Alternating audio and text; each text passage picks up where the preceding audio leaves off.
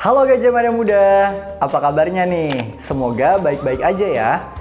Di masa pandemi kayak gini, kita semua dituntut untuk selalu di rumah dan aktivitas juga jadi lebih terbatas. Tapi, hal itu nggak menghalangi kita loh untuk selalu berprestasi dan berkreasi. Sama halnya seperti apa yang dilakukan oleh teman-teman mahasiswa berprestasi yang selalu berkarya sesuai passion mereka masing-masing. Nah, teman-teman Gajah Mada Muda pastinya udah pada penasaran kan? Kalau begitu, mari kita saksikan bersama Bincang Prestasi episode 2, Minat Bakat Wujud Kreasi.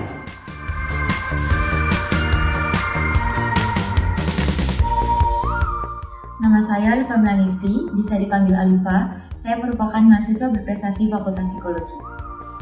Halo teman-teman Gamada, perkenalkan, nama saya Akbar Wahyu Ilahi dan biasa disapa Akbar. Saya merupakan mahasiswa berprestasi dari Fakultas Kehutanan.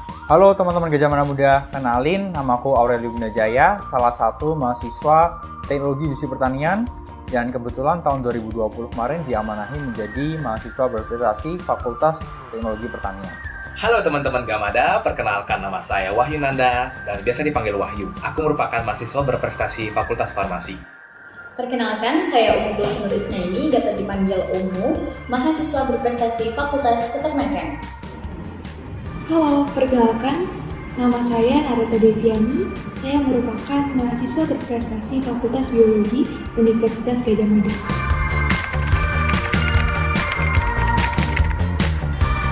Selain menjalani perkuliahan, saat ini saya sedang menjalani pemusatan latihan cabang olahraga karate untuk menghadapi pertandingan Pekan Olahraga Nasional ataupun Papua yang akan dilaksanakan insya Allah pada bulan Oktober mendatang.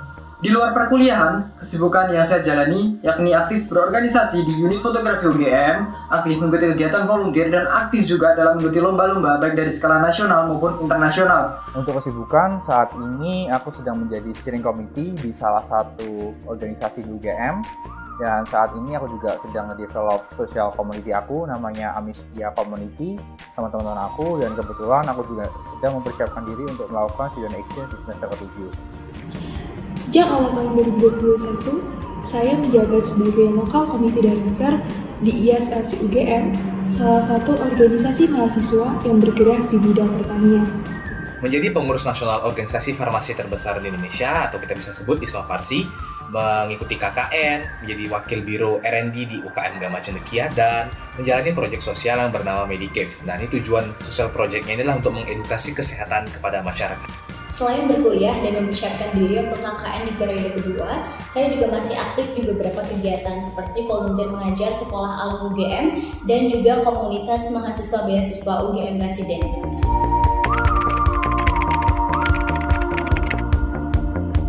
Makna hobi dan prestasi bagi saya, yakni hobi merupakan alat pemicu semangat untuk berprestasi, sedangkan organisasi adalah kendaraan untuk memudahkan meraih prestasi. Apabila hobi dan organisasi bersatu, maka prestasi lebih mudah diraih dan didapatkan. Organisasi mengajarkan saya untuk menemukan sense of leadership, bertanggung jawab, dan juga untuk berpikir cepat. Namun yang paling penting adalah dengan organisasi saya mengerti value of self-existence dan mengetahui apa impact yang saya berikan untuk sekitar. Menurut aku, hobi dan organisasi itu adalah sarana untuk memproses relasi, dan yang kedua, sarana buat belajar. Karena di situ kita bakal ketemu sama orang-orang baru dengan pengalaman dan perspektif mereka yang keren-keren juga. Dan karena salah satu hobi gue adalah bermain basket, jadi bisa juga buat senang-senang dan jaga kesehatan sih.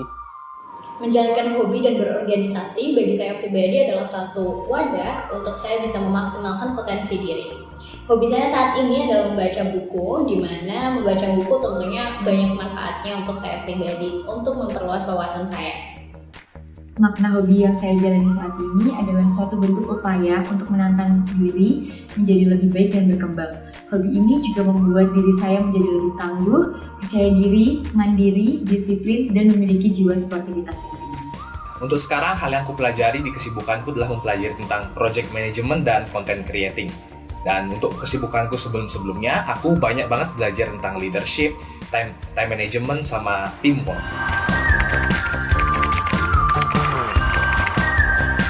Kalau dari pengalaman aku, caranya bisa dengan buat skala prioritas, dengan salah satu tools yang pernah aku pakai namanya Eisenhower Matrix. Dan yang kedua, aku selalu berusaha untuk melakukan sesuatu itu dengan semaksimal mungkin dan aku berusaha untuk enjoy di dalamnya. Jadi intinya adalah do what you love and love what you do. Lebih ke memanage diri dengan baik, harus tahu mana yang menjadi prioritas dan mana yang bukan, serta memanfaatkan waktu seefisien mungkin. Kunci keseimbangan menurut saya ada pada penempatan prioritas dan juga time management kita. Ketika kita mampu menempatkan kegiatan sesuai dengan prioritasnya masing-masing, maka insya Allah waktu yang kita miliki akan jauh lebih efektif dan juga efisien.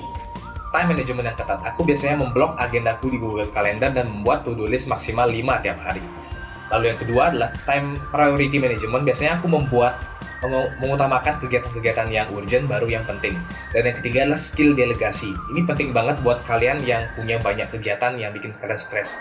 Jadi skill delegasi itu penting. Yang pertama adalah ketahui apa arti dari kesibukan yang kalian lakukan saat ini. Jangan sampai kita sibuk untuk hanya menggugurkan suatu kewajiban. Yang kedua adalah fokus terhadap hal-hal yang kita kuasai. Dan yang ketiga adalah push your limit. Cara menyeimbangkan diri antara menjalankan kesibukan organisasi dan tetap berprestasi, yakni saya memiliki prinsip berorganisasi secukupnya dan berprestasi tiada hentinya. Dalam hal ini, planning dan manajemen waktu merupakan hal yang sangat penting sebagai alat pengontrol diri supaya tetap berada di jalur prestasi tanpa mengesampingkan organisasi.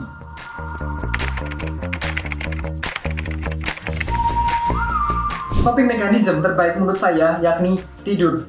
Istirahatkan tubuhmu sebentar dan beraktivitaslah kembali ketika sudah merasa enjoy. Selain itu, berpergian ke alam dan menghirup udara segar merupakan sarana penyegaran tubuh yang baik untuk dilakukan. Aku kalau stres biasanya nonton YouTube, main game offline. Kalau online tuh biasanya lupa waktu dan nggak ada ujungnya. Nonton anime dan nonton film-film dokumenter, science fiction, dan action. Kalau misalnya aku bosan, aku biasanya mengutak-atik aplikasi Notion-ku dan membuat life plan dan mengutak-atik think tank-ku. Jadi kalau aku pribadi lebih ke me time, kayak sekedar baca buku atau main musik. Dan yang kedua, aku berusaha untuk appreciate every single thing. Jadi intinya kayak self-rewarding gitu. Dan lastly, karena hidup itu kayak roller coaster, kadang kita di atas, kadang kita juga di bawah. Pesanku, semangat dan just enjoy the game. Kelelahan secara fisik dan mental itu pasti terjadi. Namun, jangan ragu untuk meminta support dari orang-orang terdekat. Karena ketika kamu mau terbuka, akan ada banyak orang yang mau untuk mendengarkan keluh kesahmu.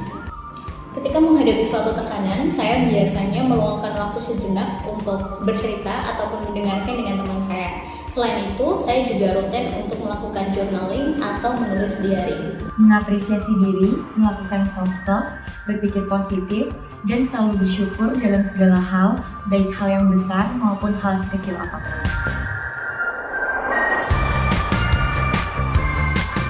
Wah, keren dan menginspirasi sekali ya videonya. Semoga video tadi bisa menjadi motivasi bagi teman-teman untuk terus berkarya dan berprestasi. Nantikan Bincang Prestasi episode selanjutnya di PPSMB UGM 2021. Dadah!